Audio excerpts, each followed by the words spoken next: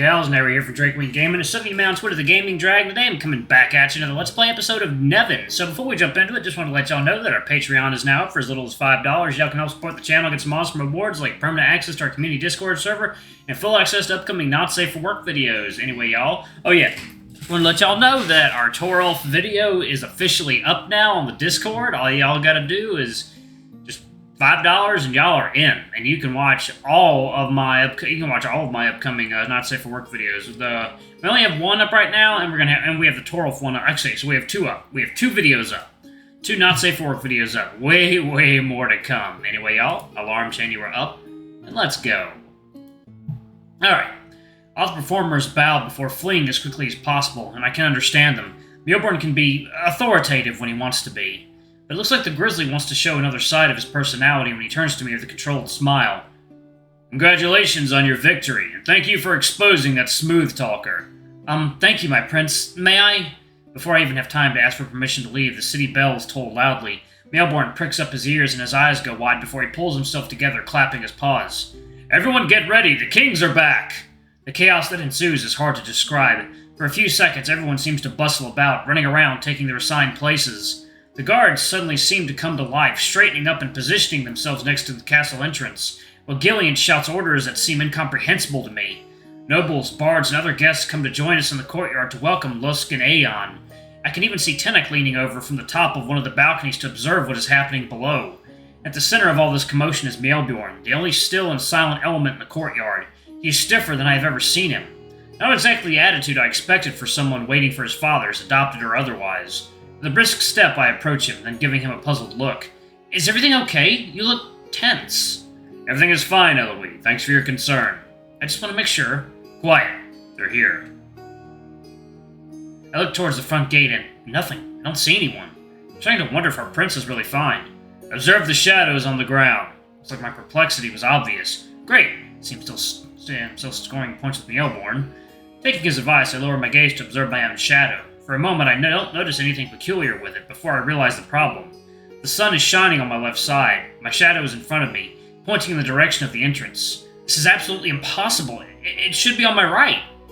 As I look around, I see that it's not just me. All the shadows in the courtyard are drawn towards the entrance, but that's not all. Now that I'm paying attention, I can also see that all the shadows are slowly stretching out, as if someone is trying to pull on them, to absorb them into a specific point. What the fuck is happening? Maelborn? Shh. No need to worry. Aeon likes to let people know he's coming, that's all. Enjoy the show. This is all the doing of King Aeon? I knew he was powerful, of course, but not to this extent. He's not even really here yet. Shifting my attention back to the entrance, I notice that the shadows on the ground aren't the only ones that have changed. The stone archway leading into the castle is now completely shrouded in darkness. I'm unable to see anything in there. From the many murmurs I hear here and there, I'm not the only one. After a brief moment, a sound is heard, a snap of a finger. The shadows stretched out on the ground, then return to their original places in a rapid glide as the darkness covering the archway dissipates, dazzling me in the process with the sudden return of light, me and probably everyone else who was trying to see through the darkness. So I find myself forced to squint for a moment before I can once again observe what is before me, and thus to get my first glimpse of King Aeon. Oh, wow. I've seen many statues and other representations of the king in my lifetime, most often in armor and surrounded by his shadows when he is engaged in battle. So I think a brief moment of disbelief can be excused when I suddenly find myself confronted with a nearly naked white tiger, clad only in a leather and fur loincloth. Between him and Tennek, I'm beginning to think that nobility really does have a strange relationship with revealing clothing. But you know, what's our time?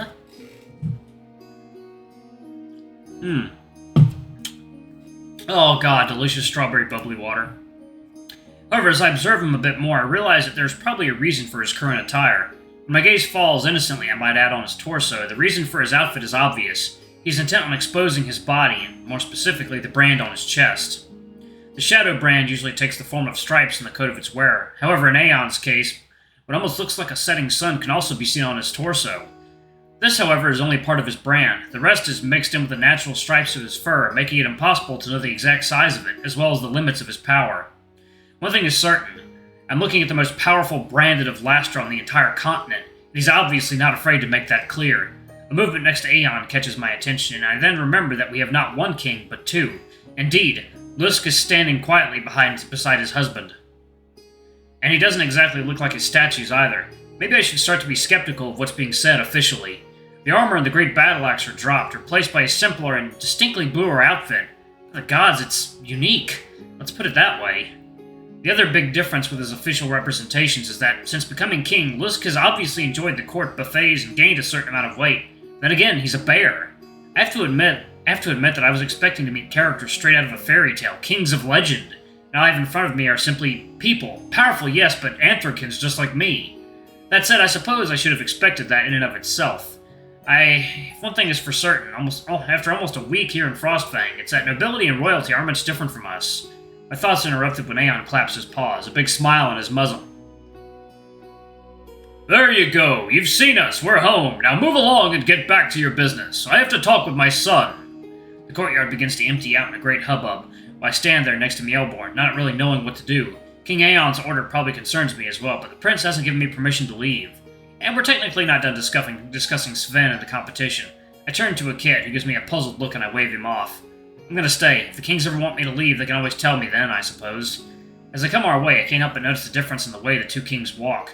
Aeon moves with typical feline grace and fluidity, but there is also something about his movements that suggests he is still a predator, a hunter ready to pounce on his prey.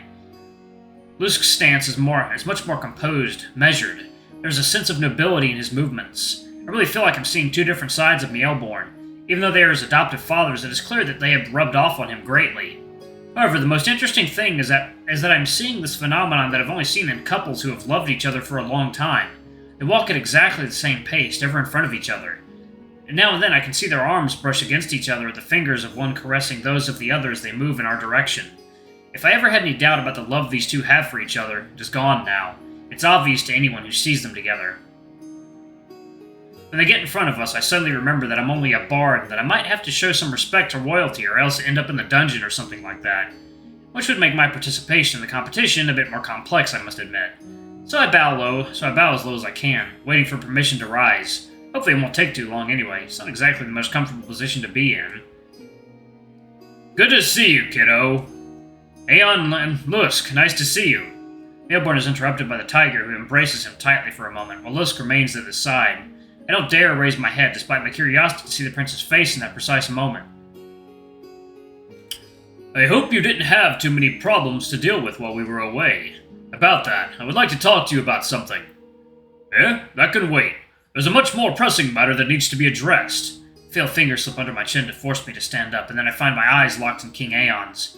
I have to admit, up close like this, he is actually very intimidating. What kind of cute little thing is that? Seriously? Really? Even him? Is it possible to meet someone who calls me anything but small or little? Relax, Ellois. At least he pointed out that you're cute. Focus on the positive. My name is Ellois, your majesty. It is an honor to meet you and an even greater honor to be able to sing for you tomorrow. Singing now. Water time.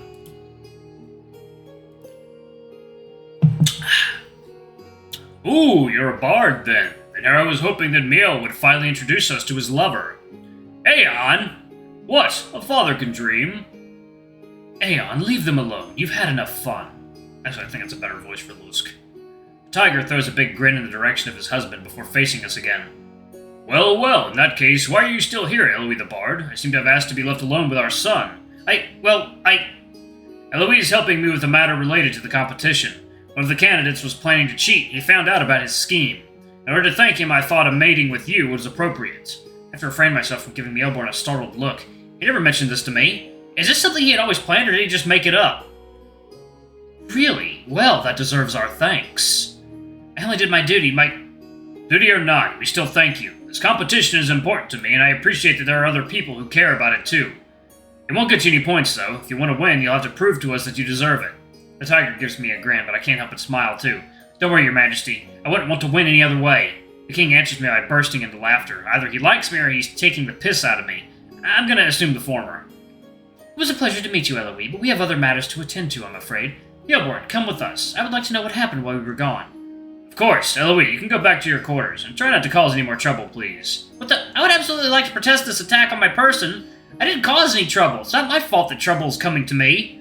For a second, I consider answering him directly, before I remember the other people in the room. It may not be the best idea. I'll try. Your Majesties, it was an honor to meet you, and I hope you'll enjoy my performance tomorrow. I bow to them again before turning around to head back to my room. I think I've had enough emotions for the day. The walk is interrupted, however, when I hear someone whistling behind me. Oh god. Looks like the rear is as nice as the front. I can feel the red rising to my cheeks and ears. Not that I'm not used to these kinds of remarks. They're usually more than appreciated, but it's something else when they come from a king. The unmistakable sound of a slap on the back if someone's head reaches me. Learn to control yourself a little. It's time to get out of here. I have no desire to risk getting in the middle of a couple's fight, especially the royal couple. Once in my room, I throw myself on my bed and sigh. For a first meeting with the kingdom's leaders, I'd say it went well. They're nothing like I imagined them to be, but I suppose that's not a bad thing. They're just like Frostfang itself, most civilized but memorable. And I wouldn't mind taking a closer look at an uncivilized king like Aeon. Although we are almost 30 years apart, he is most pleasing to the eye. No, Ellois, that's specifically what Rhaegar made you promise not to do. You don't touch nobility, let alone royalty. Not to mention that he's the father of a what exactly? Of an acquaintance? Of a friend? Yeah, let's say friend. He is the father of a friend, and I'm absolutely certain that Mealborn would not appreciate that kind of attention on Aeon.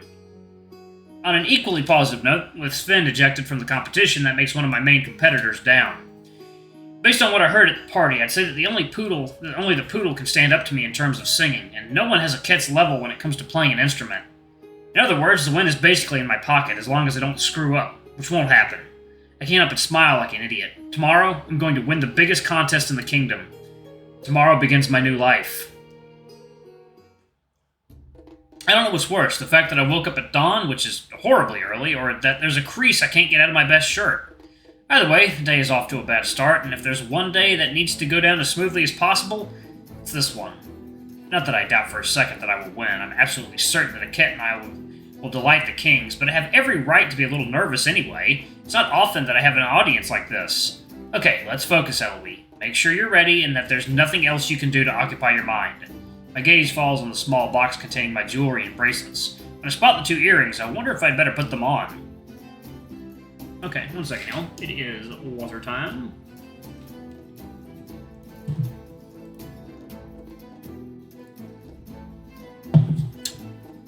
I bought them on a whim and I've never worn them, but I saw yesterday that King Aeon had one. Maybe he might like that style. I tried them on the right ear, then the left, then one on each side, before throwing them back in the box, picking them up again and retrying every possible combination. I end up putting them back in their place with a long sigh. I'm getting all worked up on my own, and this isn't going to help. I need to get out of this room, or I'll end up trying on my entire wardrobe. The competition isn't until this afternoon. I have plenty of time to distract myself in some way before I have to meet up with the Ket for our final preparations. Maybe I should just go talk to him or one of the others. The only question is which one. Be careful, this choice determines the route taken for the rest of the story. I recommend that you make a backup here. I believe I shall go with a cat. A cat! I love a cat. A cat is awesome. Ah, you can go for the prince. I'll go with a cat. Note to self. It's AK, I think. Yes. Maybe I should take a look at a Ket's bedroom. We've agreed to meet later to make sure everything is ready before the contest, but I'm starting to know the Falcon.